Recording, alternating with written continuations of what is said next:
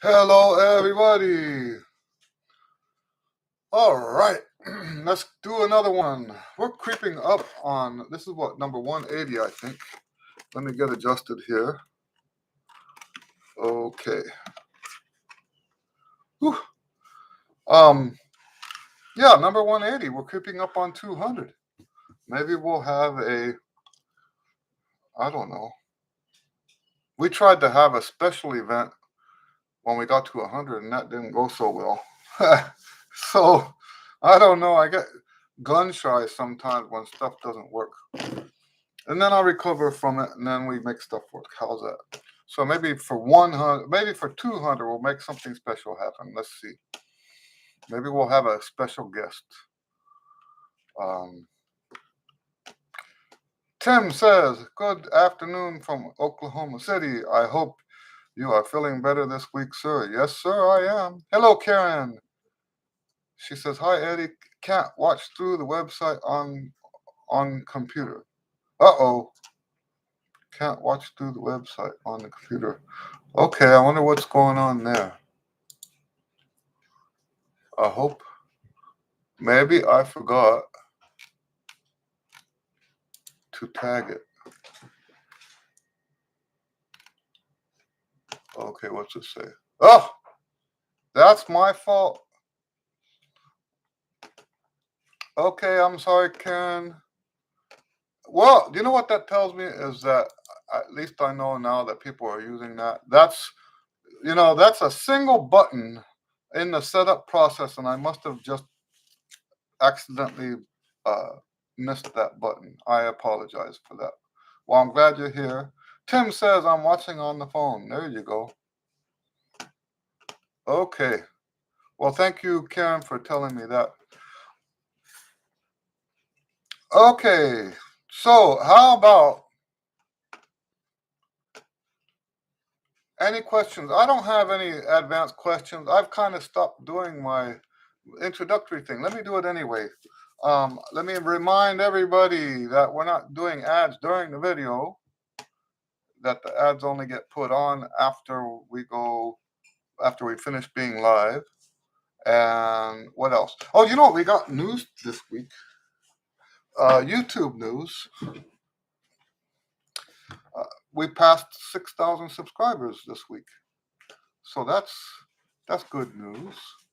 A little, what do you call that, milestone. So, and what else? What trumpet news? Yeah. Oh, Tim asks, tell us about playing with headphones. So, all I wanted to tell you about that was that when professionals, and not everybody does this, okay? But when professionals record with headphones, let me go grab a pair so that you can see what I'm talking about.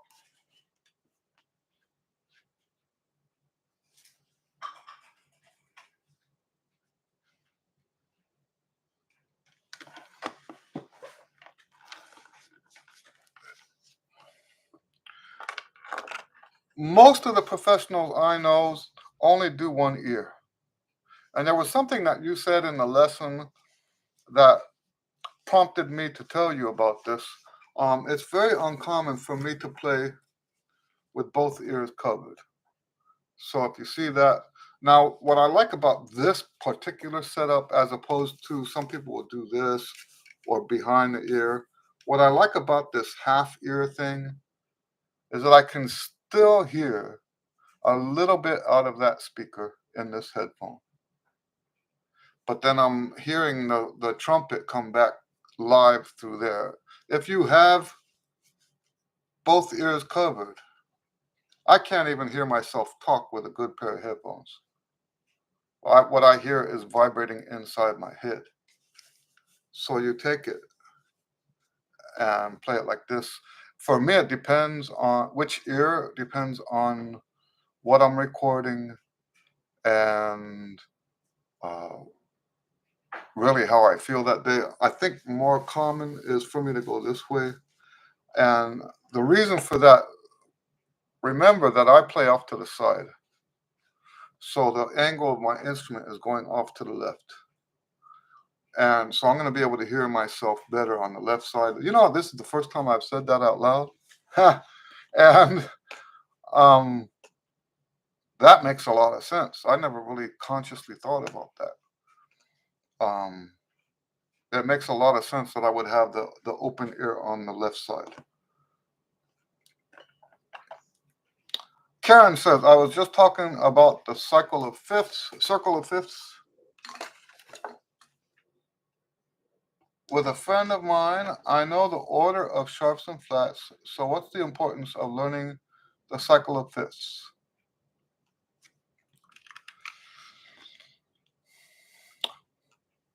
Well, you know how when in math you have to learn addition before you learn multiplication, right? The cycle of fifths is mostly important when you look at root movement of the chords. So if you never get to that deep of music theory, you really don't need to know the cycle of fifths.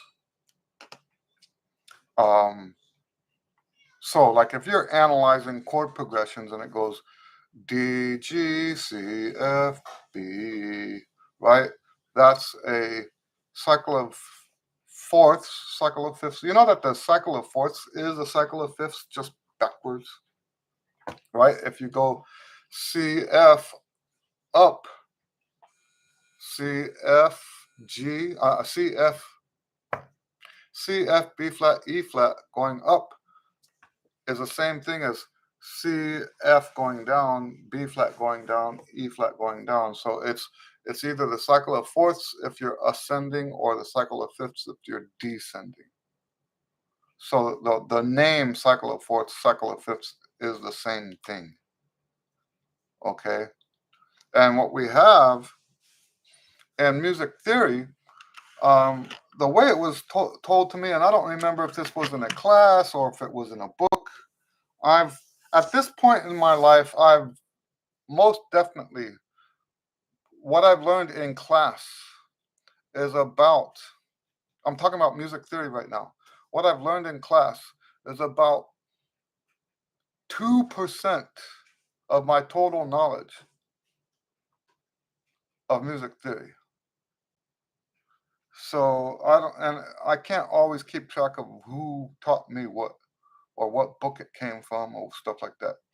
So, but anyway, I remember the way it was, the way it was presented to me in whatever format was that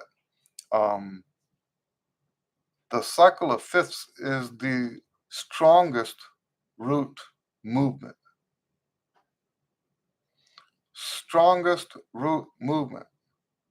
So, in a lot of music, you have the chord progression will be F to G to C, F major, G7 to C major. The strongest of those is the G to C because that's a fifth. F to G is not a strong root movement. And well, it's not as strong as the G to the C. So, uh, how much of that do you need to know to be a good trumpet player? Not a lot. That would be different if you're a jazz player. If you want to play jazz, and when I say jazz, in the context of my little world that I live in, we don't consider people who read jazz parts as being quote unquote jazz players. You could, even within the big band, right? Everybody can read the parts, but they call in the trumpet section, they call the guy that takes all the improvised solos the jazz player. Okay, so in my little world, different people might have a different way of looking at it, but in my little world, um, yeah, the Jazz players are the ones that actually improvise. If you wanted to learn jazz improvisation, then learning the circle of fifths would be important.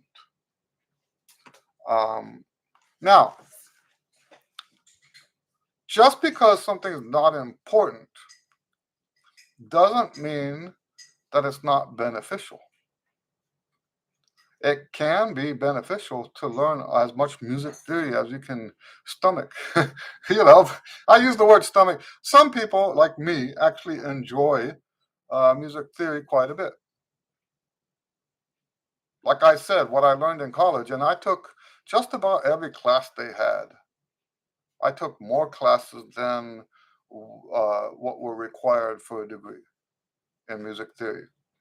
And you could, if I were to summarize all of what I know about music theory, what I've studied, what I've read, and now you've got websites and stuff like that. Um, what I learned in school is about 2%. Now, was it the most important 2%? Probably, because without that 2%, none of the rest of it would have made sense, right? Um, and I do believe that understanding music theory can help you play more appropriately. It can help you play more in tune.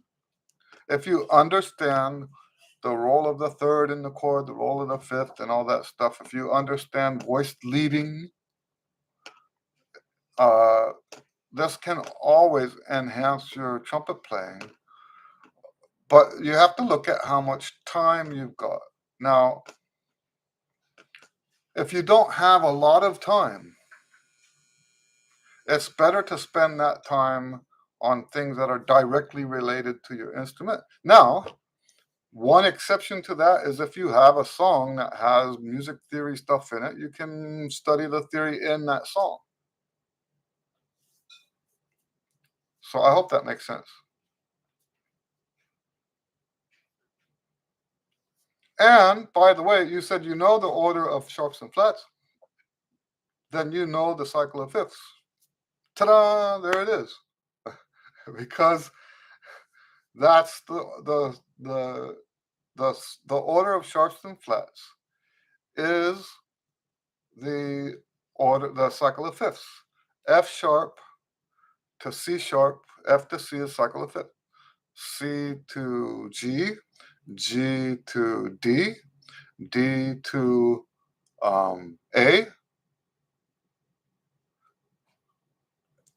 A to E.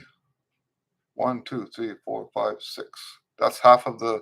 If you do the flats now, you're going the other direction. So yes, you already know that. Now I do think that as a trumpet player, you should know the most basic theory. The most basic theory would be understanding how scales are built. Now, I always start people on scales, not intervals. I understand that a lot of people that teach music theory start with the intervals first, that way you understand the scale. I take the opposite approach when I teach theory. I teach the scale first for two reasons. First of all, we're playing trumpet. Okay? We're playing trumpet. So it's got to be related to what we're doing in the lessons.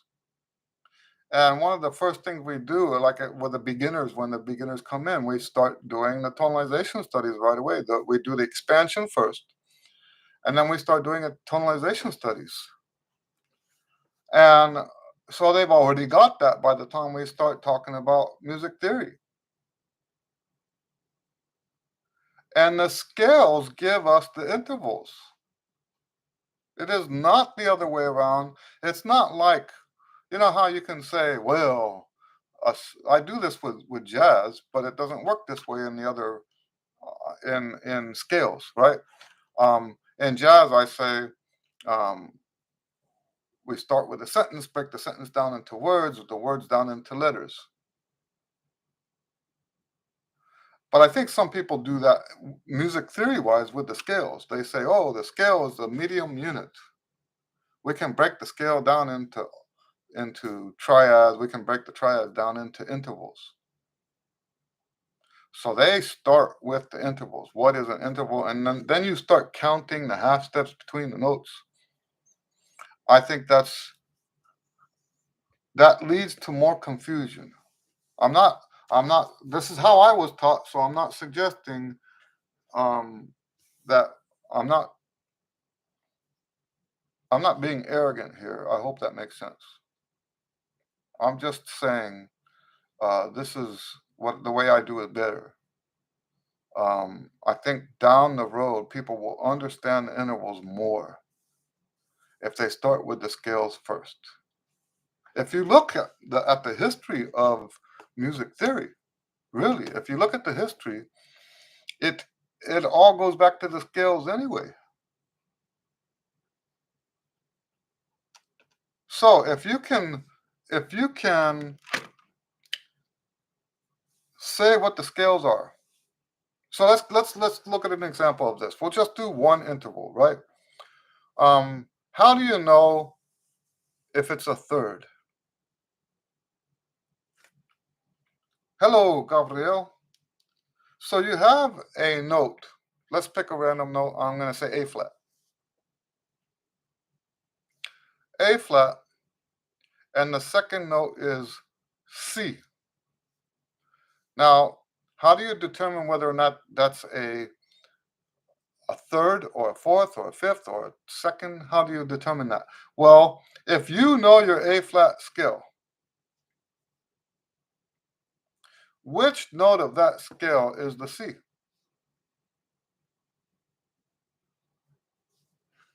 You play A flat, B flat, C. It's the third note of the scale. So yes, this is a third. Now we have to ask ourselves, is it a major third or a minor third?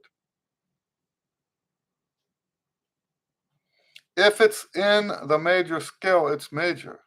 And that works for all the intervals. Well, all the major minor intervals.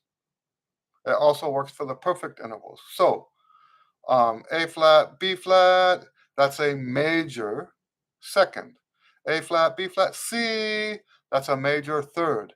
A flat, B flat, C, D flat, that's a perfect fourth. A flat, B flat, C, D flat, E flat, perfect fifth. A flat, C, A flat, B flat, C, D flat, E flat, F, that's a major sixth. A flat, B flat, C, D flat, E flat, F, G. That's a major seventh. A flat, B flat, C, D flat, E flat. Oh, that's the last one. Seventh. What am I thinking? Oh, the ninth. No. That's funny, right? They call it a ninth when it's actually the octave. No, never mind. I don't know what I'm thinking. Okay, so how do we know if it's minor? Well, you take a major and you flat it, and it becomes minor. There's two ways to flat a major interval. Either lower the top note or raise the bottom note. So if we go A natural on that same sequence of notes, A natural, B flat, C, right?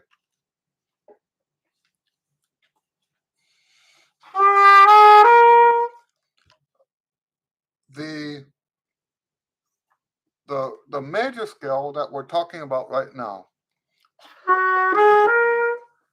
the major scale A flat, B flat, C, we raise the bottom note of the A flat. Now we turn that interval into a minor interval. Now, if we kept the bottom interval,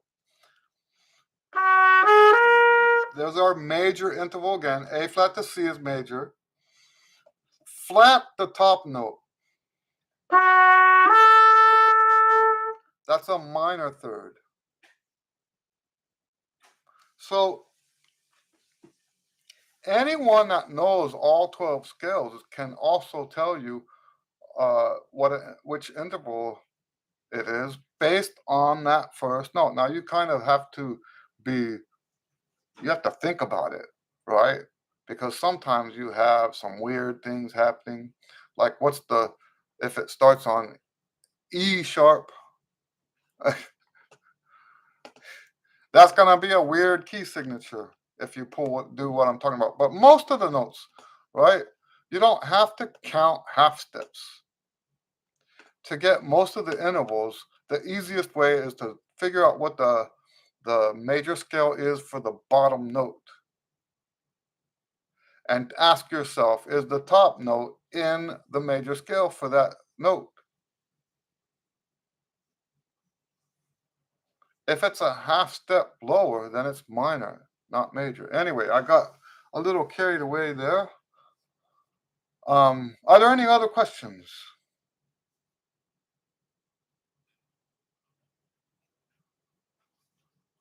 Yeah, that's a big deal to me. I should actually incorporate that into my teaching system so that the students actually do that stuff on their trumpet. I could have a program where they go C, D, E, and then say major third, and then C, D, E flat, minor third, right? Gabriel says, Eddie, the tonalization studies must be played slurred, right? I wouldn't say must be. Um, let's put it this way. If you are doing them right before the lip slurs like I have them in the later books, so you do your long tones, the tonalization studies, and then the lip slurs, then yes, it should be slurred. If you are doing them separately, not part of the routine, then I would say mix it up, right? Tongue some of them, do different slung tur. I've been doing that my whole life, saying slung tur, slung.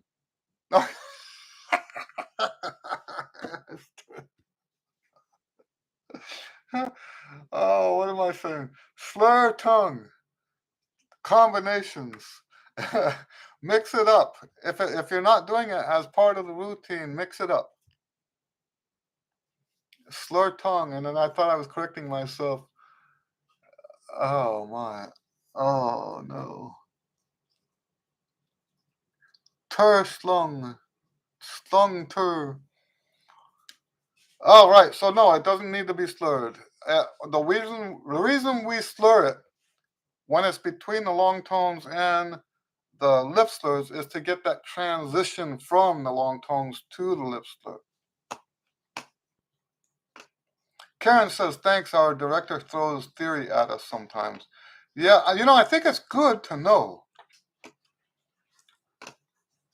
The better you are at the theory, the better you are at understanding how the music works. Um, and that can always help your playing.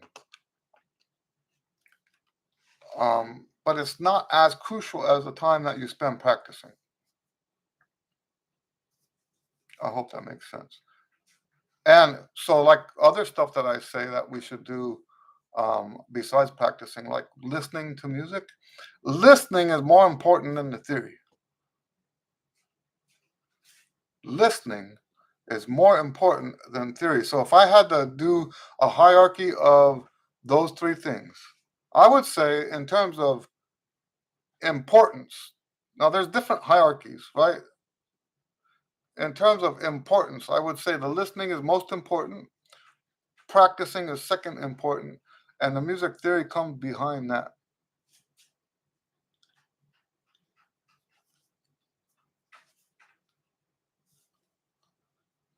All right. Any other questions? I don't think I had any questions in the comments. Sometimes when we don't have questions here, I will go and look in the comments and see.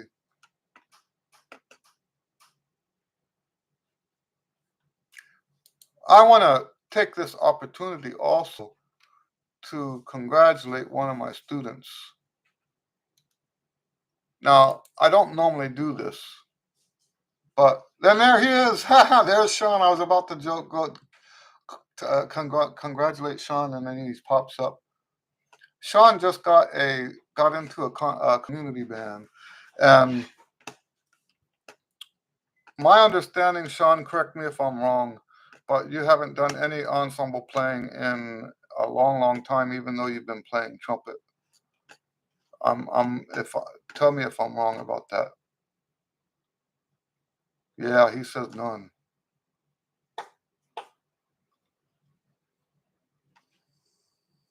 Gabriel says, in the book Skill Expansion Studies, how to play the exercises. So as they are written, tonguing, ascending and slurring and descending. Okay, you're talking about the band scale expansion studies. I have two different expansion scale studies. One is for the people who are going to do that for some kind of audition or for their classwork or something like that. And that's the one you're talking about. Those should be done that way unless there is something telling you to do differently.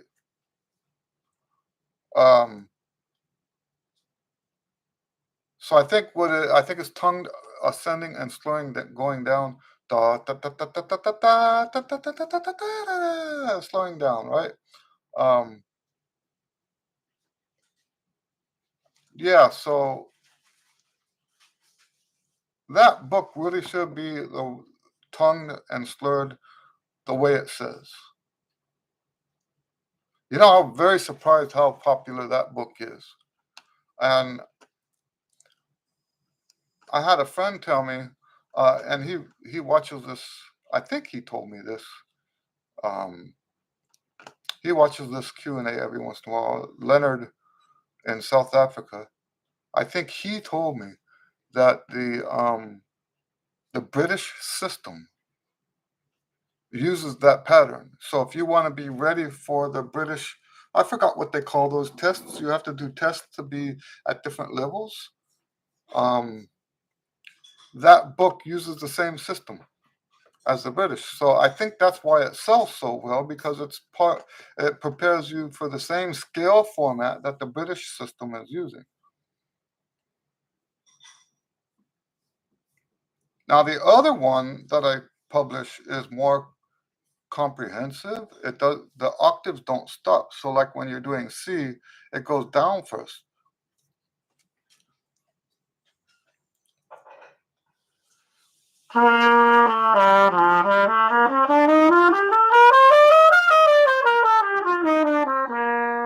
That's like I think it goes up to high C, but that's like the last exercise. It goes down to G, up to high C, and then back down to C. Instead of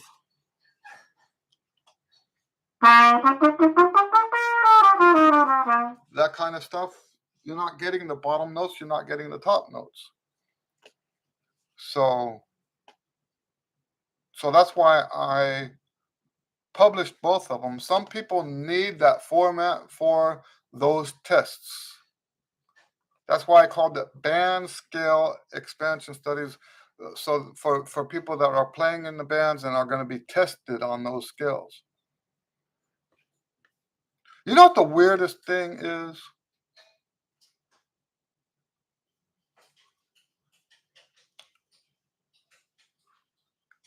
Ten, 20 years ago, it was very difficult for me to get people to practice scale the way I tell them to. Now, it's so delightful to not have to try to sell it. People actually do it the way it's supposed to be done, and I don't have to convince them that it works. People are just doing it now. Now, maybe that's a bad thing, right? Maybe I've become part of a dogma or whatever.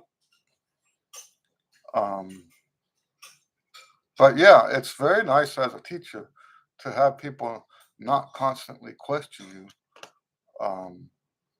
all the time about this stuff.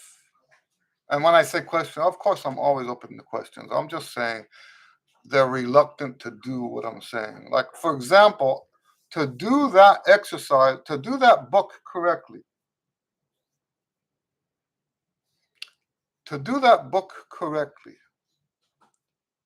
you have to do the 10 repetitions or you shouldn't do the book at all. And I'm going to tell you this too. When you're done with the book, don't do it again. When you do all 10 repetitions on all the exercises in one key, don't do that again. It's an introductory book. It's to get your skills under your fingers. There should be no need ever to do it again. I'm not okay. I shouldn't say don't do it again. If I had a student in San Francisco area, he would say, "But I like those exercises." Well, that's different. If you want to play them because you get some other benefit out of it, that's different. Anyway, Sean says, would you practice tonalization studies outside the routine just for learning the patterns? Yes, that's how it all started. When I first wrote the daily routines book, that's the first routine book, right? When I first wrote the daily routines book,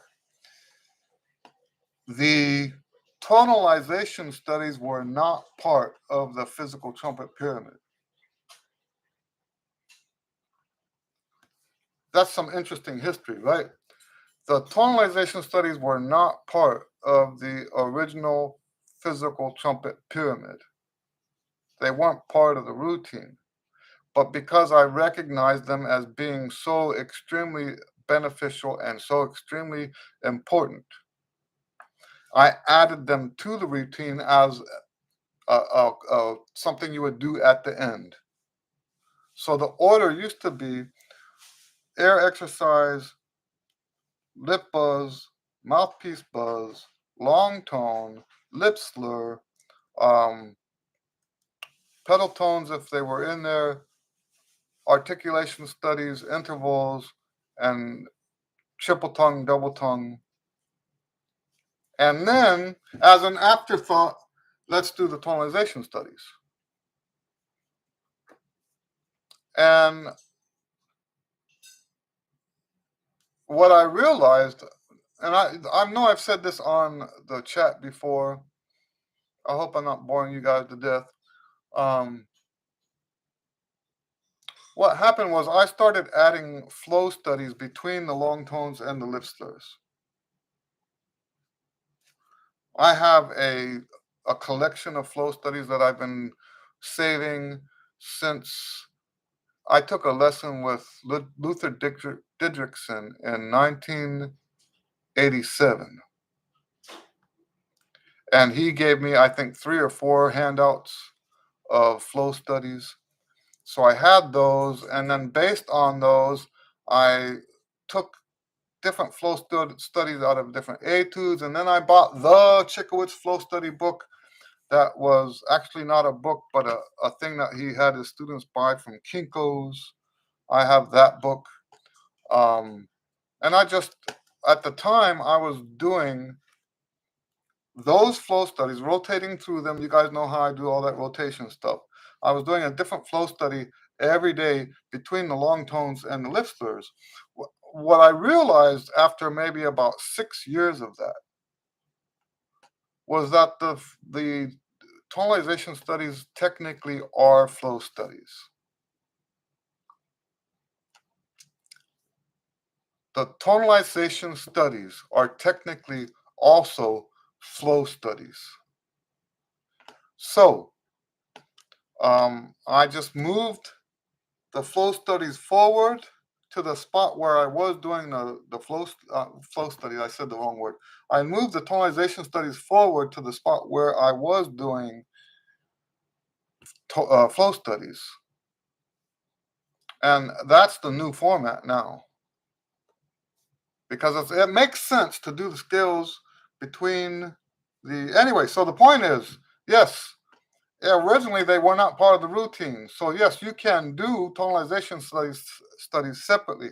And in fact, when I don't have time to do a whole routine, I'll do a quick warm-up, and then I'll just do the tonalization studies for that day.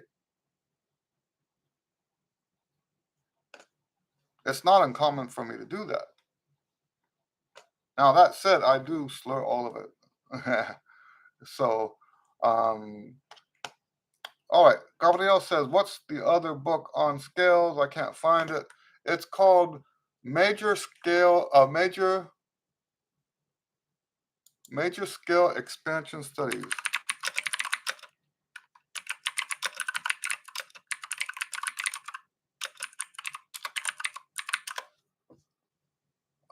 Major scale expansion studies. If you type that into Google, the Tiger Music Store book comes up at the top. It's also on sheet music scale, of sheet music plus. So those are the two places where it comes up.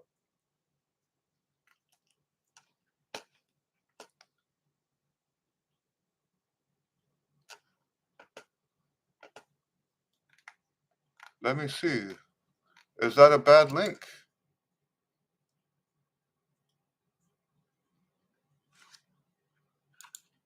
I'll put the link here.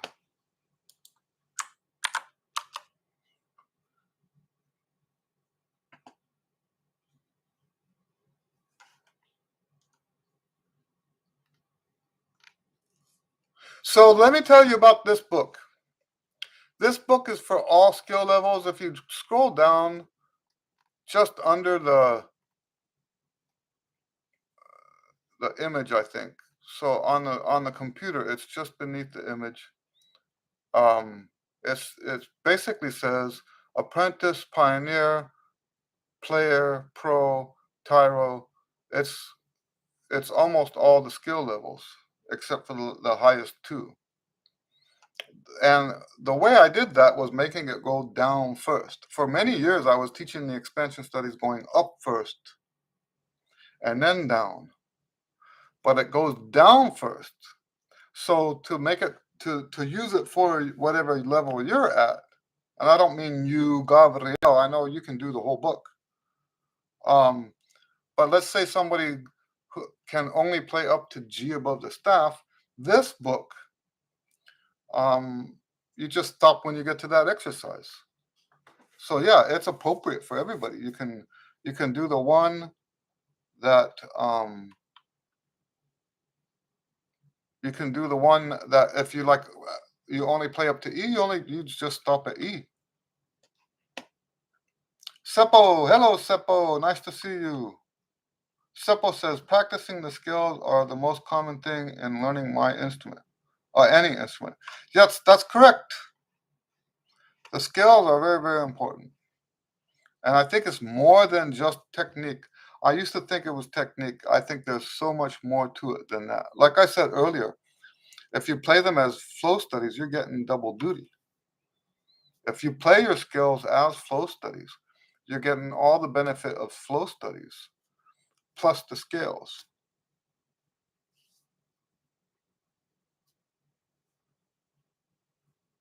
And here's the thing, the difference between the tonalization studies. Now, what is the function of these expansion studies? The expansion studies is to prepare you for the tonalization studies. We want to make as few mistakes as possible. If you do the expansion studies correctly, carefully, trying to avoid mistakes at all cost.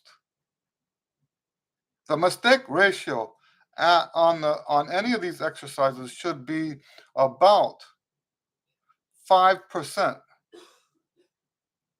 And what I mean by 5% is the number of times that you play the exercises.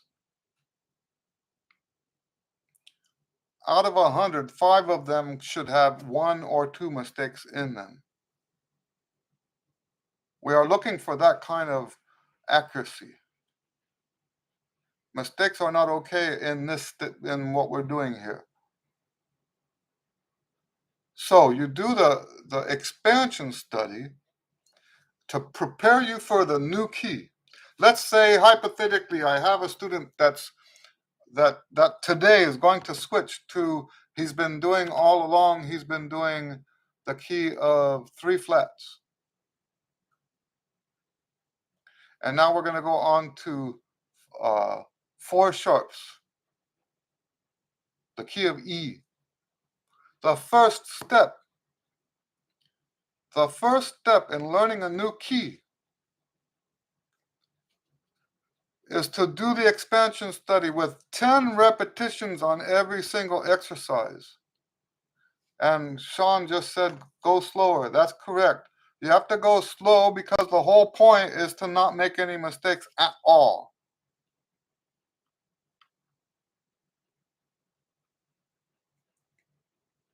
So we do the expansion study so that we minimize the mistakes on the tonalization studies. The whole point of the expansion study is to not make mistakes in the tonalization study.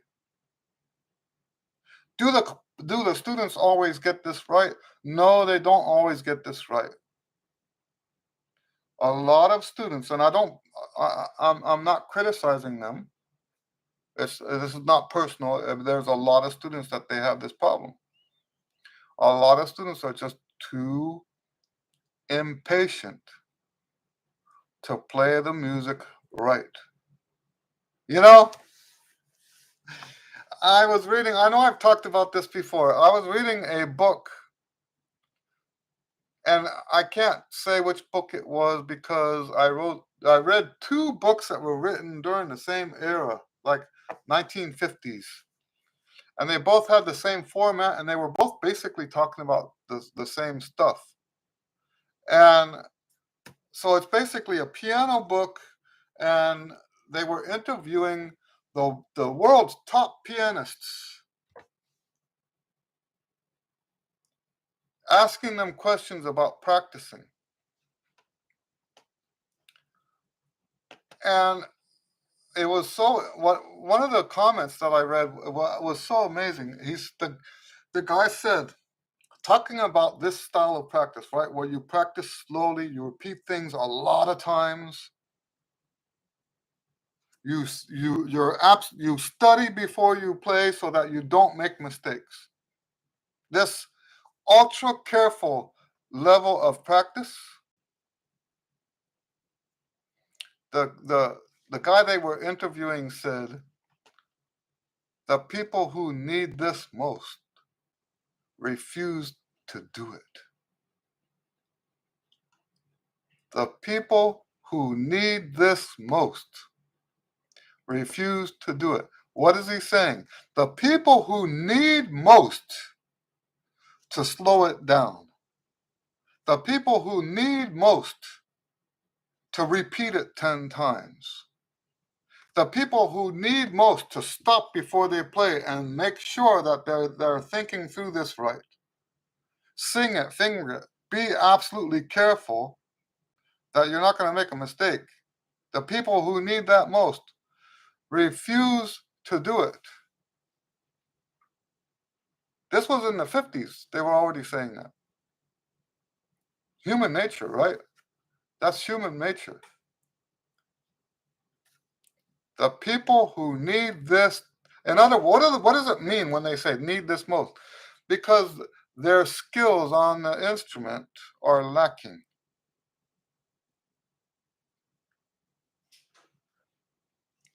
Their skills on the instrument are lacking. They need this more than anybody else. They're not the virtuosos that are doing public concerts everywhere, right? Those virtuosos that have these amazing performances in the concert halls are doing that. They're practicing slow. They're being careful. They're doing things 10 times, at least 10 times. That's what Seppo just said. 10 times is the minimum. I agree with that.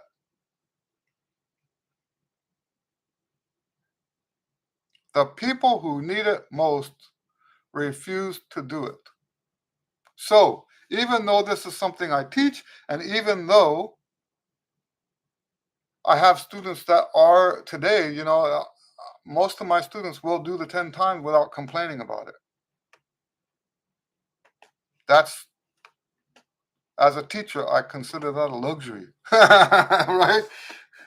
That's actually a blessing to have that and not have people complain about how boring it is and stuff like that. I remember one time I had a student when I used to teach classroom. I taught classroom it was a very short period. And I had a student in there that actually got very angry with me, started cussing at me, and said this was stupid and all that. And then he went off to university at a high end, you know. I'm going to keep it very vague. He probably doesn't even remember this. Um, but he went off to a big university in New York City where, lots of famous musicians have come through. And he comes back and made a special point to come see me and apologize and tell me I was right. He thought because I wasn't from one of those schools, or because I'm living here in Houston, or because nobody knows who I am, that this stupid thing I was making him do was stupid. He was not going to do it. So he gets up there and they make him do the same thing. So Seppo says maybe this is the same thing with the young players who are always rushing. I have noticed rushing is most common with faster notes and with young players. Yeah, I think there's a lot of maturity to be had. They can stop being young players by embracing this this degree of being careful, right? If you a student that does embrace the importance of being careful before you play, the student that does embrace um, the 10 times and all of that, that student will have a tendency to be more patient also. Now, I will say this. We've gotten away from the metronome in the lessons because the metronome doesn't work in the lessons. What am I saying? The metronome doesn't work in internet lessons. I can't put my metronome on and have the students play to my metronome because there's a lag between the connections. So we've gotten away from the metronome over the last 5 years. It used to be that I had the metronome on in the lesson, and the students would take that message and use the metronome at home. And now all I can do is tell them, you should have the metronome. Are you practicing with the metronome? Are you practicing with the metronome? And a lot of them are just shaking their head no. And that's also a patience issue because you have to get used to that frustration of not being with the metronome. So yes, I have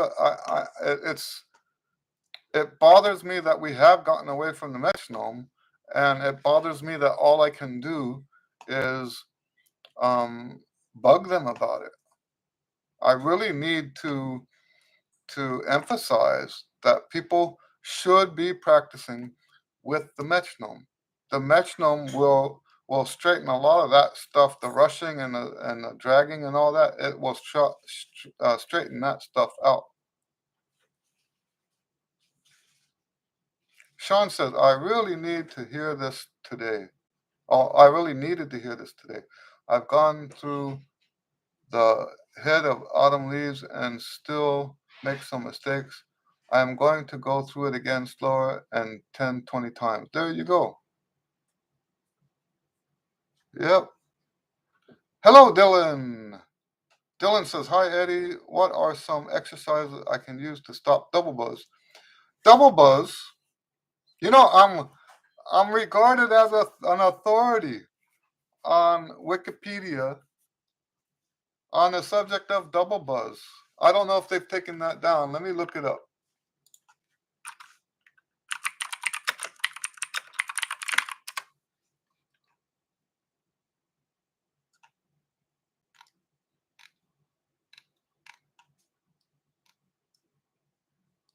Oh, maybe it's not up there anymore. Oh, here it is.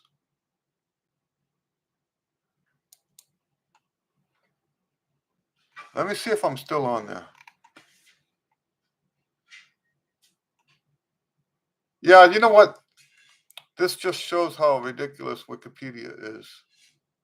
So I'm still listed as a reference. Now the link is probably broken. Let me see.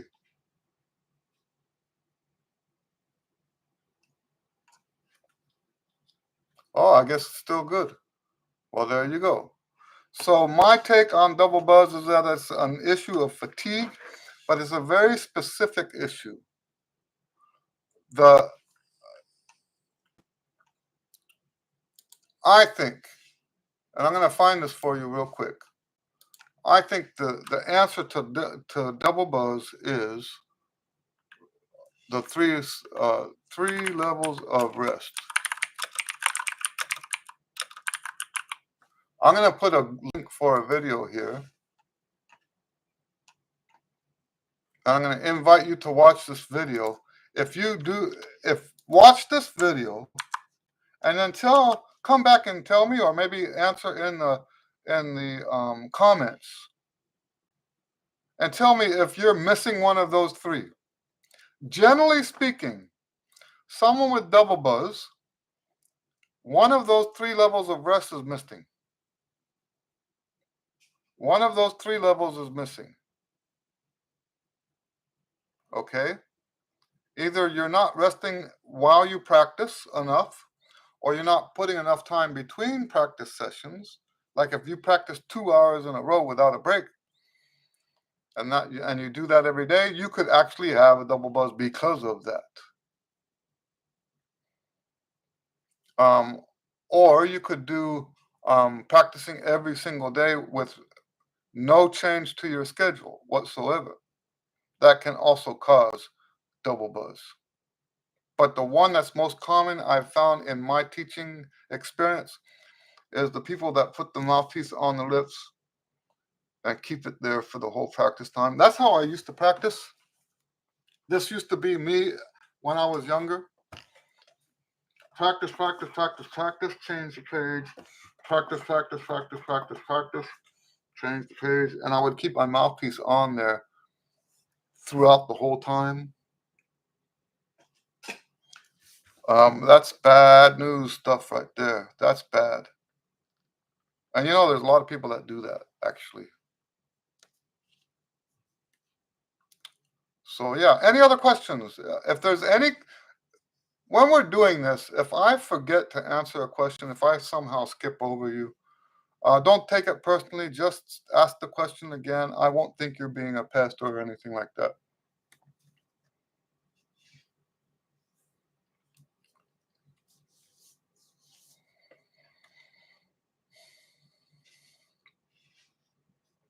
We've got enough time for maybe a couple more questions.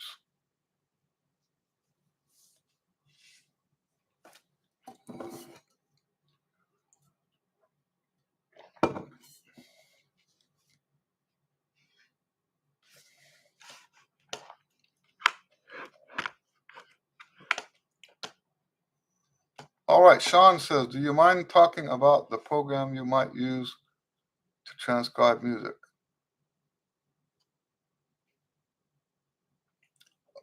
Well, let me answer Gabrielle's question first. Gabrielle says, what is double buzz? Double buzz is that growly noise you get when you're playing sometimes. Some people say that it's the two lips vibrating at different times, at different frequencies. It basically sounds like a growl. And it's the lips just are not vibrating the way they're supposed to. I don't have a real good way to explain it. But yes, that's what it is. It's like a growling noise. Okay. Sean wants to know what program I use for transcribing. So that's a little misleading. I don't actually use a program to transcribe. There are programs out there. I don't like them. Not just because it's a shortcut, but because it's also such a schlep to try to fix.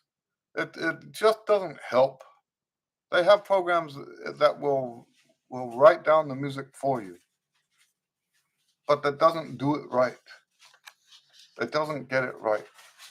So I don't use the software to transcribe the music. I use the software to keep my place in the music. Okay? Let me see here.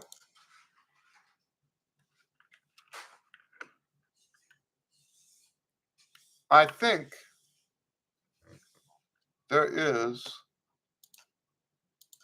a video.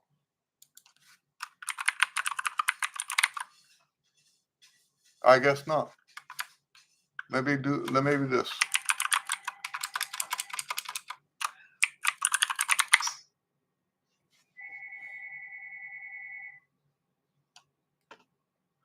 There we go. I have a video called Doing Transcriptions.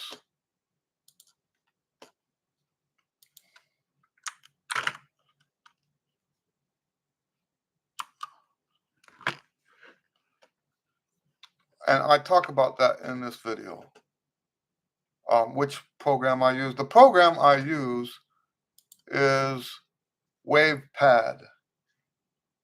But there's a bunch of, it's basically wave editing software, and I only use it for navigation. I don't use it to tell me what the notes are.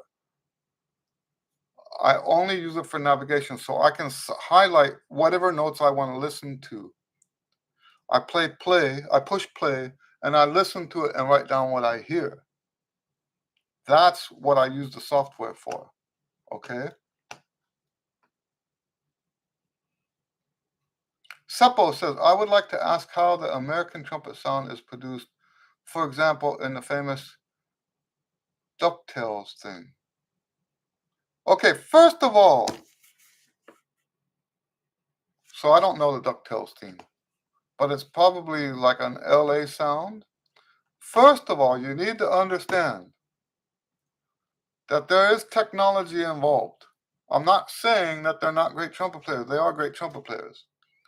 But when you talk about how they get that sound, you cannot take out of the equation the recording equipment and the room and how everything is set up.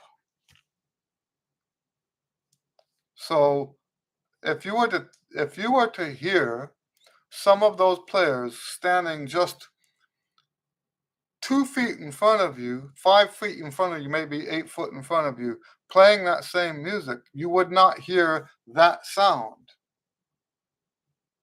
Because part of that sound is the production of that sound. DuckTales is probably from Los Angeles. The studio musicians in Los Angeles are the ones who are playing that, and they have recording engineers that know how to get that sound. Don't get me wrong, I'm not saying that the players who play have the same sound as everybody else. I'm not saying that. But most of what you're hearing is not necessarily the trumpet player. I'm pretty sure of that. Most of what you're hearing is not the actual trumpet player. Now, what do we need when we're playing in the studio like that? We need, first of all, to be in tune. So if they're not great in tune players, they won't get hired for that stuff. They also need to be rhythmically accurate to such a fine detail, a fine level of detail. So that's the reason why those players are there, is because they play in tune. They have very good rhythm, excellent sight reading, the chops to play everything that's put in front of them. All of that stuff. They've got all that. They're not necessarily there for the sound. Seppo says, if you know some people who know how to produce the sound in the studio, I would be interested to learn more about it. Yeah, you know what? That's hard to, I don't know. See, that's one of those industry secret type things, isn't it? Because uh, it's not just the expensive microphones, it's not just the shape of the room, it's not just whether they have carpet or whether they've got wood floors, it's not just the paneling on the walls. It's all of this stuff together. It's the the different um, tweaks that the engineer can apply. So it's not something that they're just going to give away. You know what I mean? That kind of information is not freely available. Otherwise, everybody would have that. What I do, I can tell you what I do. Let me tell you what I do. When I'm recording, and I'm still not there yet, don't get me wrong. I'm still not there yet. But when I'm recording, I'm looking for my recordings playback to satisfy my musical desire. And, keeping in mind that my musical desire is submitted to Christ, I want to make that clear. Some people say when they talk about their Christianity and music, I've heard people say that the Holy Spirit um, plays the music for them. I don't have that. What I do is submit myself to Christ, and then I try to play the music in a way that pleases me. Does that make sense? Because I'm submitted to Christ, and then I offer that as a sacrifice to God whenever I perform that kind of thing. So I want to make that clear. So what I'm looking for when I'm recording is for, and a way to put that biblically, and for me, this does not cross the line, because for me the music stuff is, I don't separate that. Okay, so a biblical way to say this is to reference Galatians 3:15, I think it is, that says, let the oh, I forgot the name of it now. I forgot the text. And then it might be Colossians too. I always get Colossians and Galatians mixed up.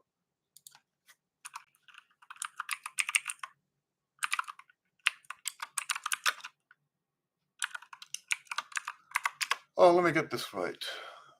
Let the peace of Christ rule in your hearts. Colossians 3:15, let the peace of Christ rule in your hearts. When I hear a recording that I created, I'm looking for that peace. That's another way to say what I'm talking about.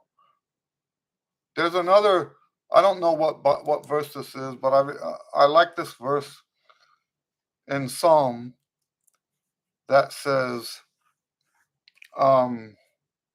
I would rather be a doorman at the house of my Lord than in a place of honor in the halls of the wicked, or something along those lines. And to me, I'm more concerned about that than I'm more concerned about that peace of Christ than I am about this thing over here in society and that thing over there in society.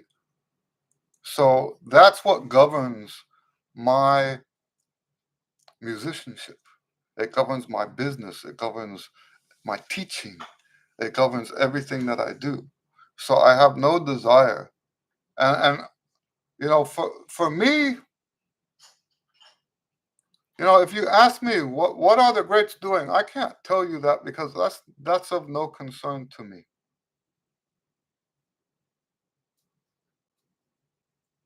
That's not my world. That's not my world at all. What are the famous guys doing? Well, I don't know. How did they get famous? Oh, I don't know. I have no desire to be famous. I would rather be, I don't know if it was a sermon or something, but I remember reading or hearing somewhere that same verse, and someone said, I would rather be scrubbing toilets in the house of my Lord than to be a guest of honor out in the world. I try to live my life that way. Musically, socially, financially, in terms of business, and my lessons, everything. I'm not trying to be famous. So if someone asks me questions like that about how do you do what they do, I can't tell you that. I'm not part of that world.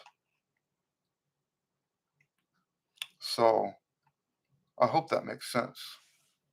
All right. So with that, we'll say, okay, we're finished today. Um, Thank you guys for hanging out as always.